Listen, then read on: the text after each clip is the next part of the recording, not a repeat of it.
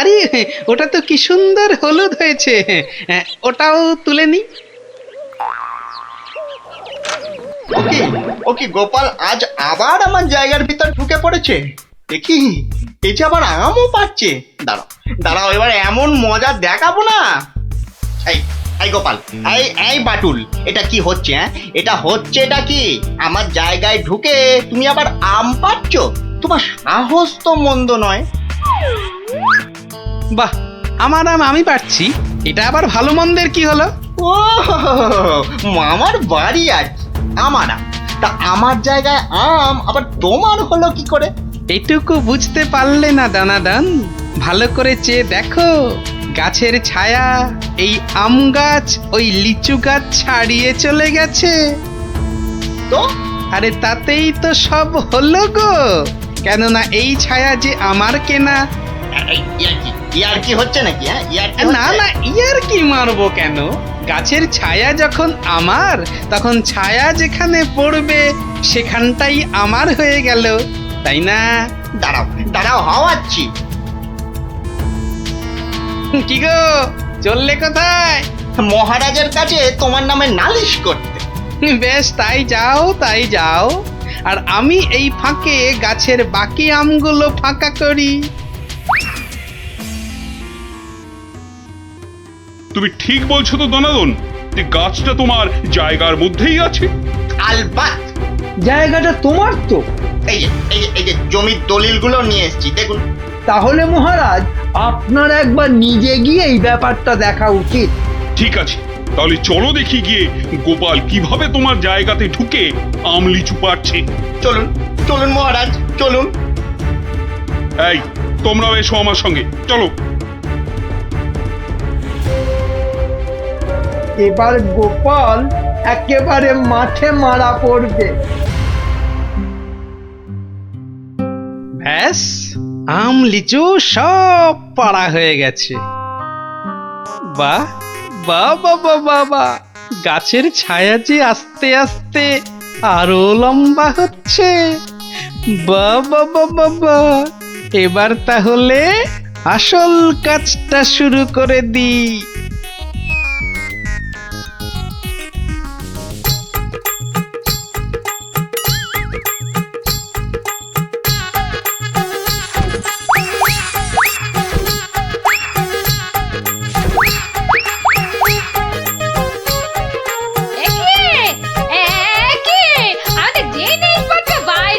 কেননা এখন আর এটা তোমাদের ঘর নেই বলে। ভালো করে চেয়ে দেখো, চেয়ে দেখো, গাছের ছায়া এই ঘরে ঢুকে পড়েছে। আরে তাতেই তো সব। যা যা যা, বাইরে যা।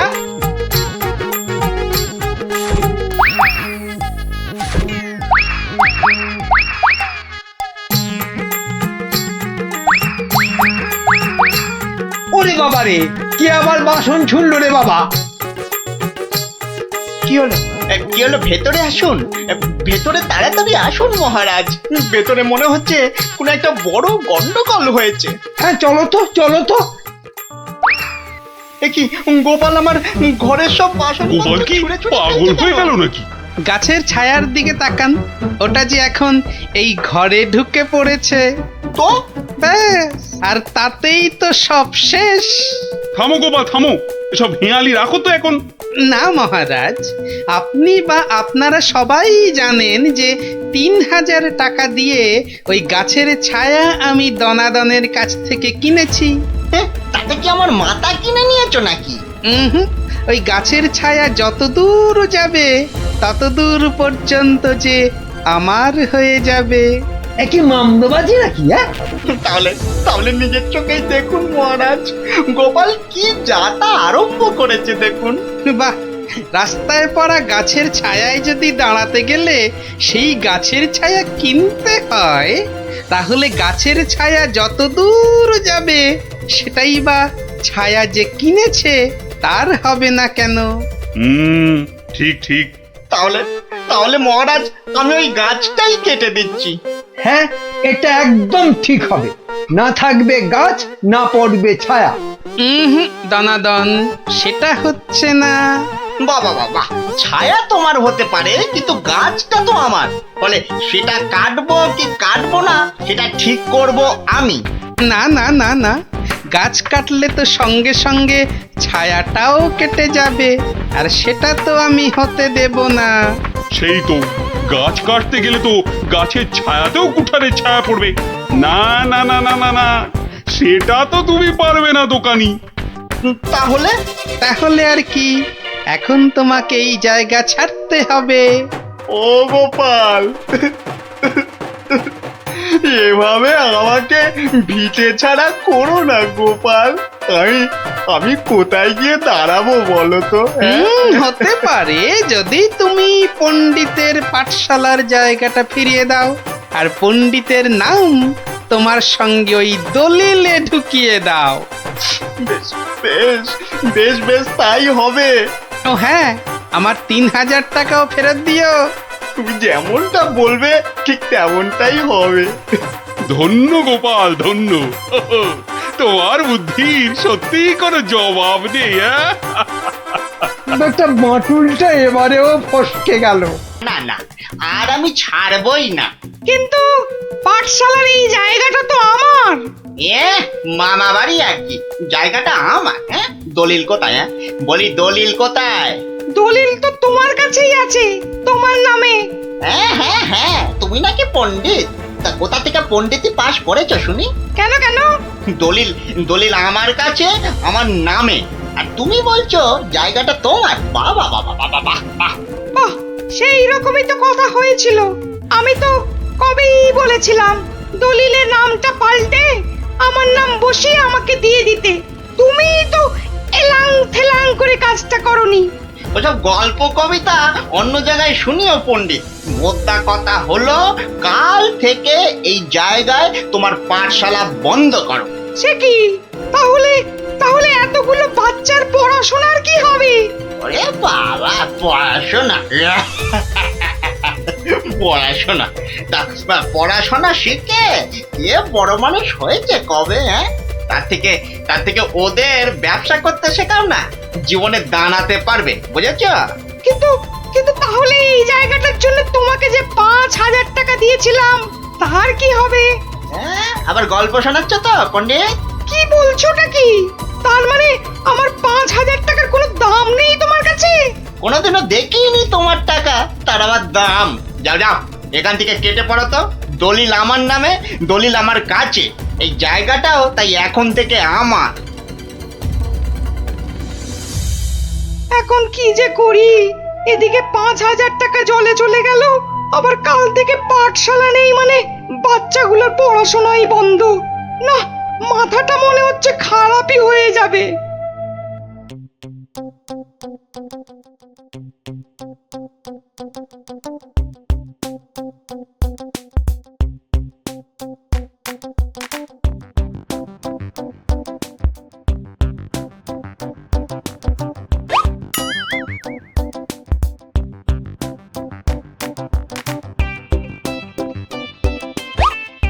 এই কিরে, তোরা এ সময় পাঠশালায় না থেকে এখানে বসে কেন? হ্যাঁ, আমাদের ছুটি দিয়ে দিয়েছে।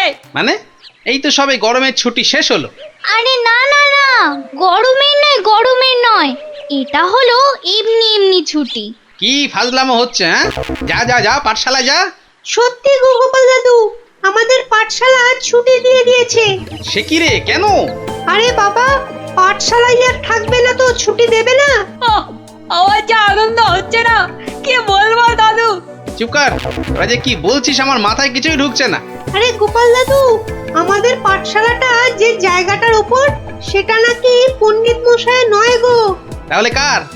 সেটা আমরা না জানি না। মোদ্দা কথা হলো, ওটা যার জায়গা সেটা সে নিয়ে নিচ্ছে, আর তাই আমাদের পাঠশালা পড়াশুনো কিচ্ছু নেই। ইয়াহু!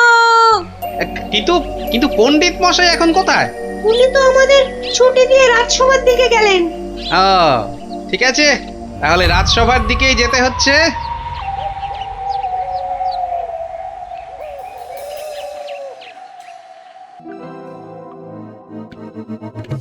হুম, না হে পণ্ডিত, এখানে আমার কিছুই করার নেই।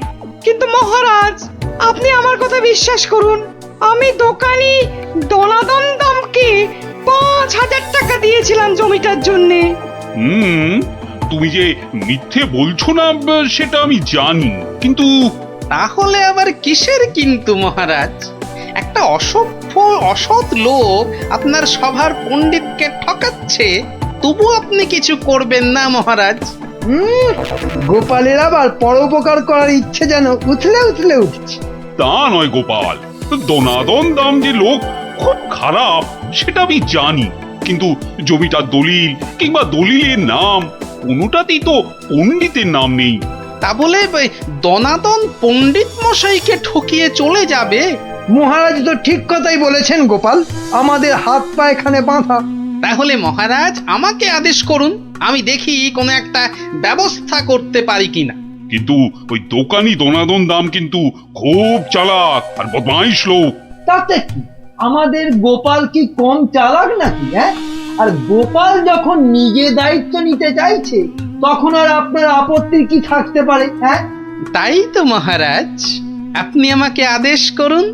এই তো ডাটা বাটুল চোখ গিলেছে, দোকানির কাছে গেলে এবার বুঝবে কত মাঘে কত শীত।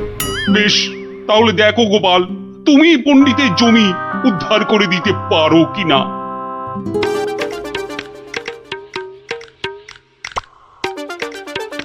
ওহ, কি রোদ রে বাবা!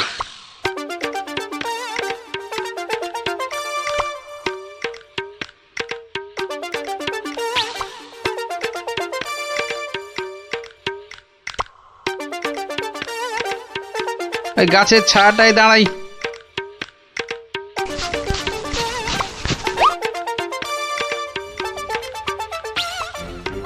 কিন্তু ও কি, গোপাল আবার আমার জমির দিকে এগিয়ে আসছে কেন? আচ্ছা, আচ্ছা, গাছের ছায়া দাঁড়ানো হচ্ছে না? না না না না, গোপাল টেকোটা খুব ধুরন্ধর। কি জানি কি মতলব করছে কে জানি। বাহ বাহ, এতক্ষণে বাঁচলাম, আর একটু হলে রোদের টাকটা ফেটেই যেত। না না না না, বেটাকে কাছে ঘেঁষতেই দেওয়া যাবে না।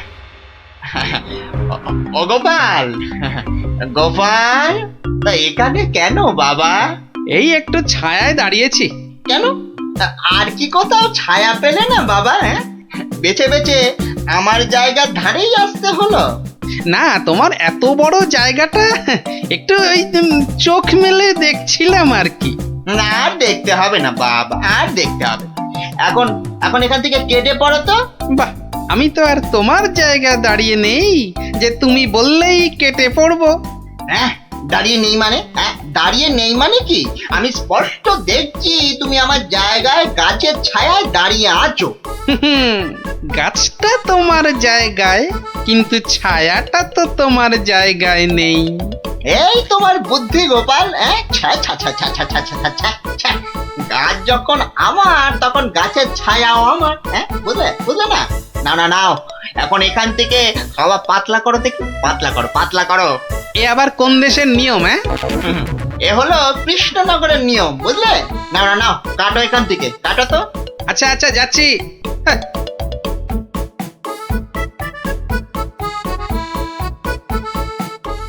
এবারে তাহলে একটা রাস্তা পাওয়া গেল মনে হচ্ছে।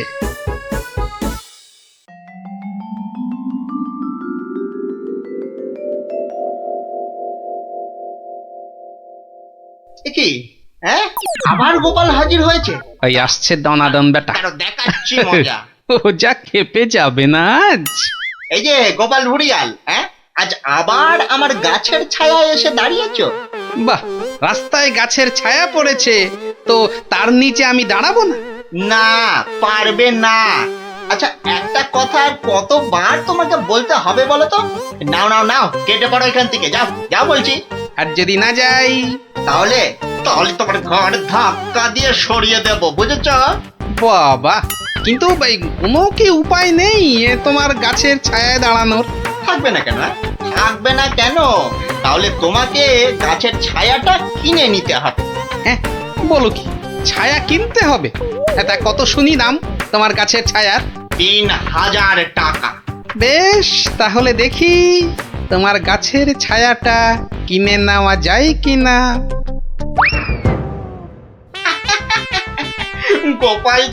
গোপাল যে এত বোকা সেটা জানতাম না তো। গাছ আমার থাকবে আর সেই গাছের ছায়া কিনবে অন্য লোকে।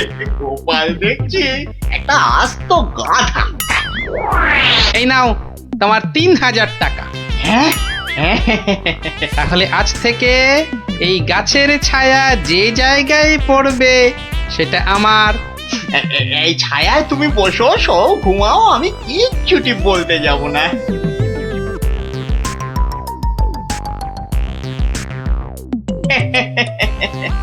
গাছের ছায়া বিক্রি করে 3000 টাকা। না না না না না, বেশ ভালোই ব্যবসা করলাম। এই জন্যই লোকে বলে দোকানি দনাদন দাম। হ্যাঁ, মরা জিনিসের থেকেও তুলে আনে চাম।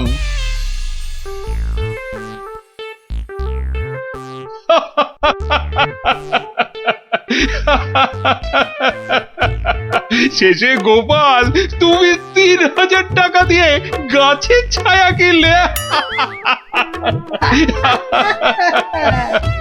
এইবারে গোপাল ঠিক জব্দ হয়েছে। হ্যাঁ, ছায়া তো কিনলাম, তাতে কি হয়েছে? হবে আর কি, তোমার বুদ্ধির দৌড় তো দেখতেই পাচ্ছি। মানে হলো তুমি আর দোকানির কাছ থেকে জমি উদ্ধার করবে কি, তার আগেই তো নিজের পকেট একেবারে ফাঁকা করে বসে আছো। সত্যি গোপাল এভাবে দোকানের কাছে ঠকে গেল?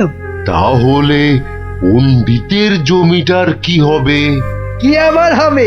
পণ্ডিতের জমি গেল। অত সোজা নয় মন্ত্রী মশাই। গোপাল যখন একবার একটা কথা দিয়েছে তখন সে কথা সে রাখবে। 3000 টাকা খসার পরও এখনো কথা ফুটছে তোমার গোপাল। মহারাজ, কথায় আছে না, বিপদকালে বুদ্ধি নাশ। গোপালের হয়েছে এখন সেই দশা। এ মা, গোপালের এত বড় টাকে তাহলে আর বুদ্ধি রইল না। সেটা তাহলে দেখাই যাক, কি বলেন মন্ত্রী মশাই? ও বাবা, ভাঙবে তবু মচকাবে না? হ্যাঁ, বাহ, এই আমটা তো দারুণ বড়, এটাই তুলি তাহলে। রাজার রাজা তিনি কৃষ্ণচন্দ্র নাম, ভক্তি ভরে তাঁর পদে জানাই প্রণাম। প্রজারা রাজ্যে তার থাকে মহা সুখে, তার নামে জয়ধ্বনি ফেরে লোকমুখে। রাশি রাশি আম জাম গাছে গাছে ফলে, রাজ্যে তার পাঠশালে গ্রীষ্মের ছুটি চলে। মহাজন মহারাজ মস্ত বড় মন, বুড়ো শিবের কৃপায় তিনি দীর্ঘজীবী হন। সাধু সাধু। কবির মুখে ঘি মধু। এর পেটে ঘি সহ্য হয় না। তুমি তো সভা কবির বদ হজম করিয়ে ছাড়বে গোপাল। যার যেমন রুচি তার তেমনই খেয়াল। মন্ত্রী তো নয়, যেন খেক শিয়াল। মহারাজ, ও রাজা মশাই। হ্যাঁ, কিছু বলছো?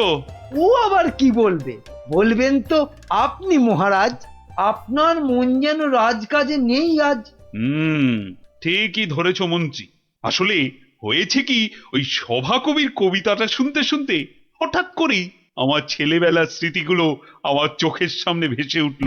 সেই গ্রীষ্মকাল, সেই আম জাম লিচু, পেঁয়াজ দিয়ে পান্তা ভাত, তার সাথে কিছু। আহ, তুমি বকা বন্ধ করবে? কথার মাঝে কথা। আপনি বলুন মহারাজ। হ্যাঁ, যা বলছিলাম, সে এক সময় ছিল বটে। আমি তখন ছোট, বেশ মনে আছে। আমার বাবা মশাই গরমের ছুটি পড়লেই গ্রামের বাচ্চাদের আনন্দ দেওয়ার জন্য বিচিত্র অনুষ্ঠানের আয়োজন করতেন, আর আমিও তাতে সামিল হতাম। এলাহি খাওয়া দাওয়ারও ব্যবস্থা থাকতো, গান বাজনা হতো, যাত্রা হতো, জাদুকর এসে জাদু দেখাতো। সে এক সময় ছিল বটে। আমার মগজ বলছে মহারাজের মাথায় এবছর আমাদের রাজ্যে এমনই একটা বিচিত্রানুষ্ঠান করার কথা ঘুরপাক খাচ্ছে। একদম তাই, কিন্তু জাদু দেখাবে কে? জাদুকরের তো অনেকদিন কোনো পাত্তা নেই।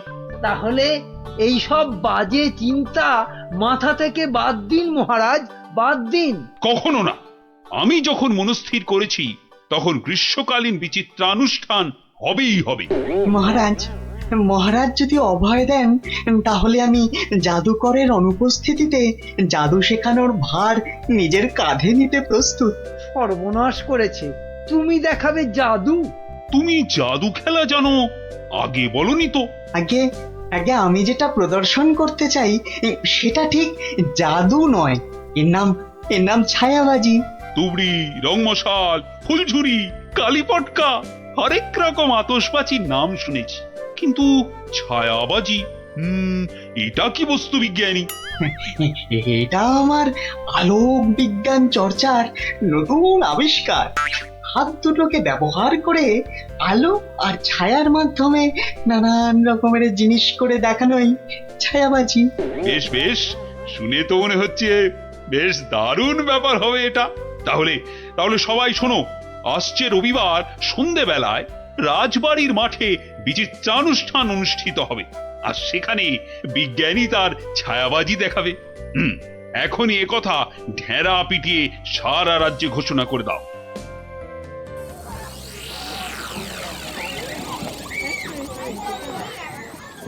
এখন আপনাদের সামনে ছায়াবাজি প্রদর্শন করতে আসছেন আমাদের সকলের প্রিয় বিজ্ঞানী দাদু। হাততালি, হাততালি, হাততালি।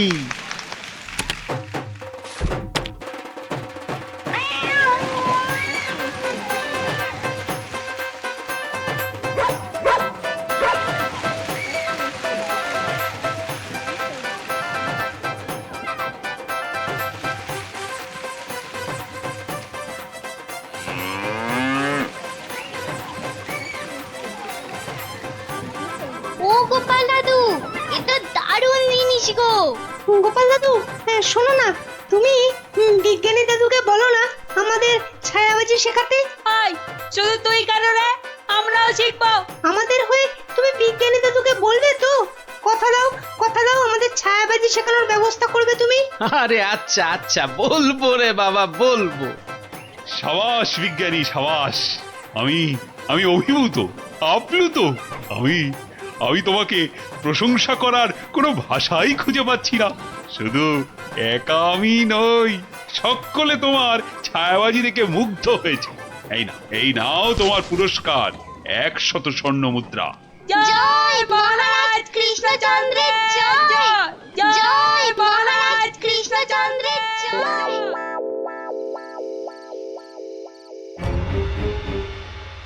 কৃষ্ণচন্দ্র, বৎস কৃষ্ণচন্দ্র, আরে এই বেটা কৃষ্ণ, ওঠ, উঠে পড় বলছি। এই কে কে কে কে তুই? তুমি না আপনি? হা, হা, হা, হা। আমাকে চিনতে পারলি না কৃষ্ণচন্দ্র? না, মানে আপনি কে দাদা? আমি জম রে হাঁদা। মানে যমরাজ?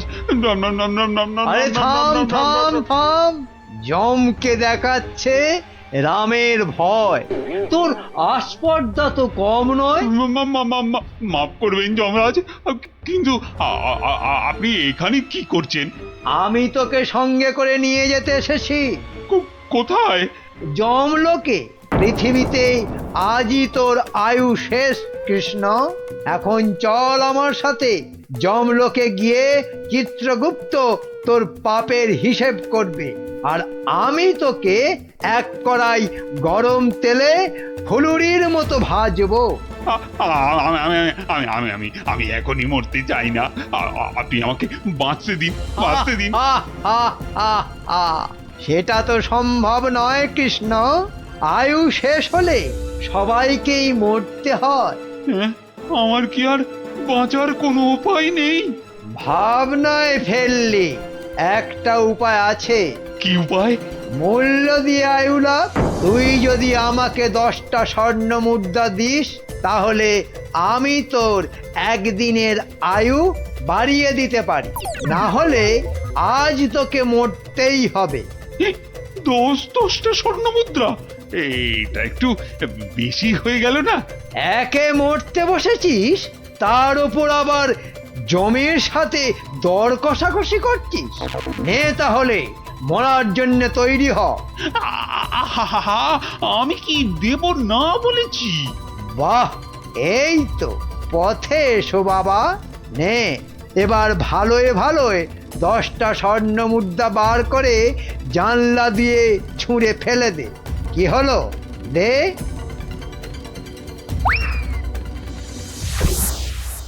নে এবার চোখ বন্ধ করে সোনা ছেলের মতো ঘুমিয়ে পড়। আর হ্যাঁ, আমি যে এসেছিলাম এ কথা ভুলেও কাউকে বলিস না। ঠিক আছে, বলবো না। নে এবার ঘুমিয়ে পড়।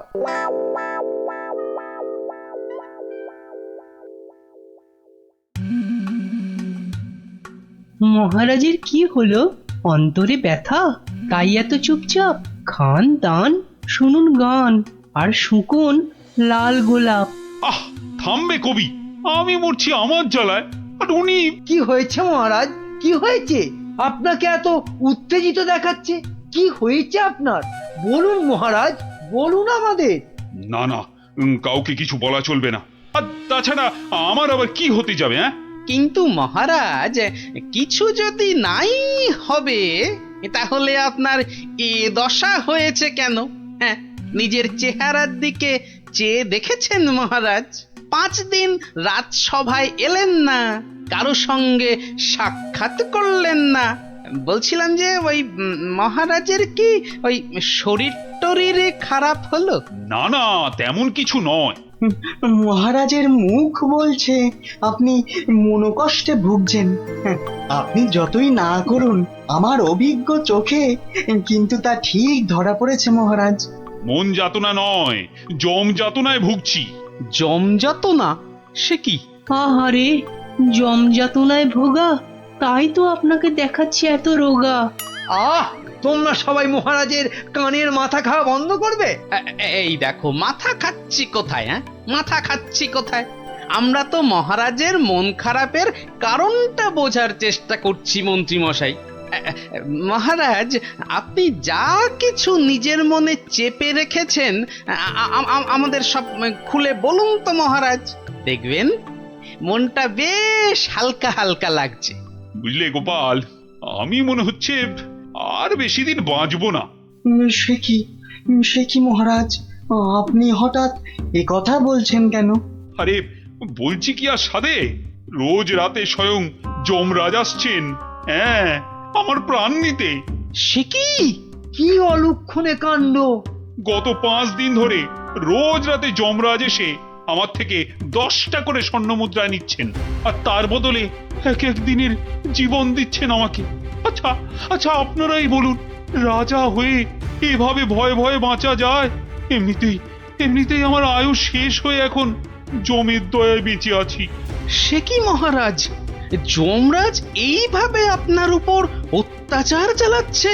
ওই যে সভাকবি মহারাজের দীর্ঘায়ু হওয়া নিয়ে কবিতা লিখেছিল না, ব্যাস যাবে কোথায়, যমরাজের নজর লেগে গেছে। আচ্ছা মহারাজ, আপনি নিজের চোখে যমরাজকে দেখেছেন? না, মানে যমকে আমি সশরীরে দেখিনি, তবে যমের ছায়া দেখেছি আমি ঘরের দেওয়ালে, আর সেই জলুদ গম্ভীর কণ্ঠ শুনেছি নিজের কানে। ব্যাপারটা কেমন গোলমেলে মনে হচ্ছে। যমের কি ধনের অভাব মহারাজের কাছ থেকে স্বর্ণ মুদ্রা নিচ্ছেন? আপনি চিন্তা করবেন না মহারাজ, ওই যমের সাথে লড়াইয়ে আমি আপনার পাশে আছি। যমের সাথে ছেলে খেলা করতে যেও না গোপাল, শেষে নিজেও বিপদে পড়বে আর মহারাজেরও বিপদ বাড়াবে। আরে বাবা, উনি হলেন যমরাজ, সাক্ষাৎ মৃত্যুর দেবতা। না গোপাল ভাইয়া, যমরাজকে শায়েস্তা করতে যেও না, মহারাজ তো এখনো ওনার দয়াতেই বেঁচে আছে। এটাই এটাই আমাদের কাছে অনেক বড় পাওয়া। ঠিক আছে ঠিক আছে, হ্যাঁ, আপনারা যখন বারণ করছেন তখন আর আমি এ ব্যাপারে নাক গলাবো না। শেষে যদি যমরাজ আমার প্রাণটাই হরণ করে তখন আমার বউটা অকালে বিধবা হবে না। আজ আমি চলি মহারাজ।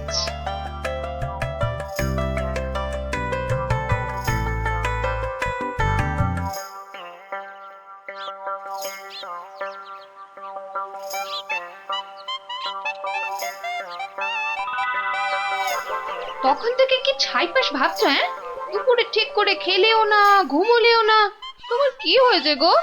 জমে ধরেছে। হ্যাঁ, আহা, আমাকে না মহারাজকে।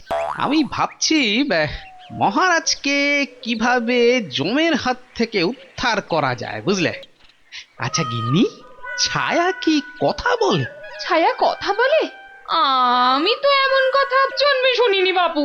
চাই চানাচুর টাটকা ভাজা, যতই খাবে ততই মজা, লাগলে বলবেন।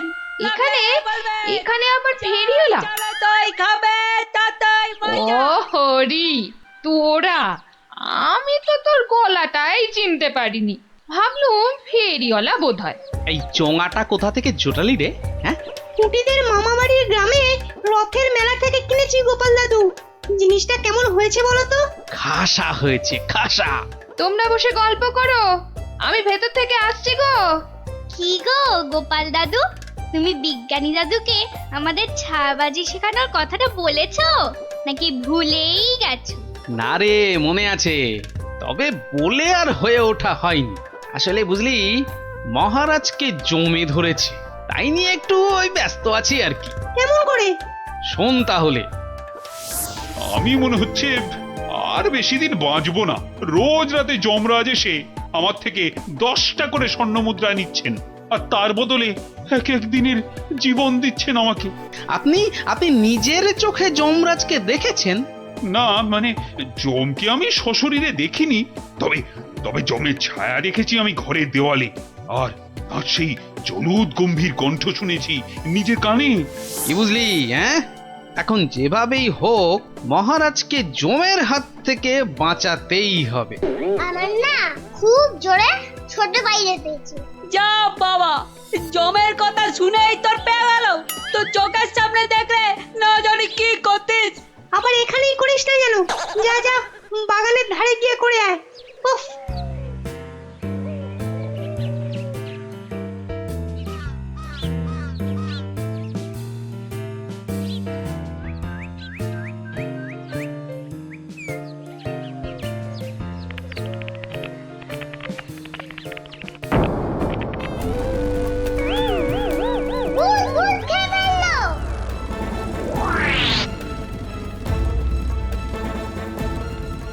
কিরে, কি হয়েছে?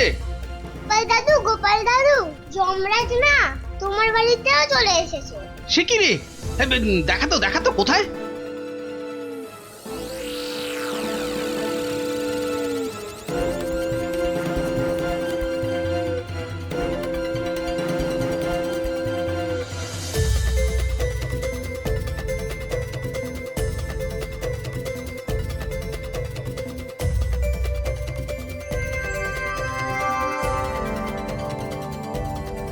দাদু, একটা বিড়াল বাচ্চা চেঁচাচ্ছে গো।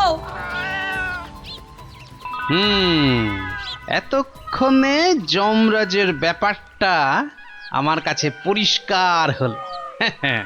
হয়ে গেছে। এই তোরা এখন যা, বুঝলি? গুলটে, তুই আমার সাথে চল।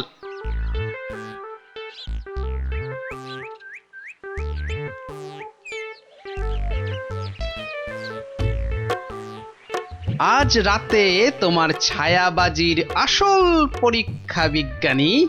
আচ্ছা বিজ্ঞানী, গুলটে পারবে তো তুমি যেমন যেমন শিখিয়েছো তেমন তেমন করতে? পারবে পারবে, নিশ্চয়ই পারবে। কিন্তু কিন্তু সে আজ রাতে আসবে তো? আরে আলবাত আসবে, আর এলেই বেটাকে দেখিয়ে ছাড়বো। গুলটে, তুই এখন বাড়ি যা। বিজ্ঞানী দাদু যা যা শিখিয়েছে সব মনে আছে তো? হ্যাঁ, রাত্রিবেলায় জায়গা মতো চলে আসিস। আর হ্যাঁ, চোঙা, সাদা চাদর আর লণ্ঠনটা সঙ্গে আনিস কিন্তু।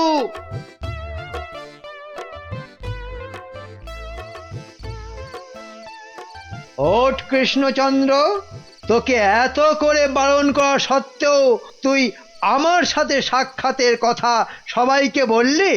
আমি এক্ষুনি তোর প্রাণ হরণ করব। আমাকে মারবেন না, আমাকে মারবেন না। এই নিন আপনার 10 স্বর্ণ মুদ্রা। আজকে আর 10 স্বর্ণ মুদ্রায় হবে না, তোকে আজ 50 স্বর্ণ মুদ্রা আমাকে ভেট দিতে হবে, তবেই তোকে জীবন ভিক্ষা দেব, বুঝেছিস? হা হা হা হা। দিচ্ছি দিচ্ছি দিচ্ছি। ও বাঘ!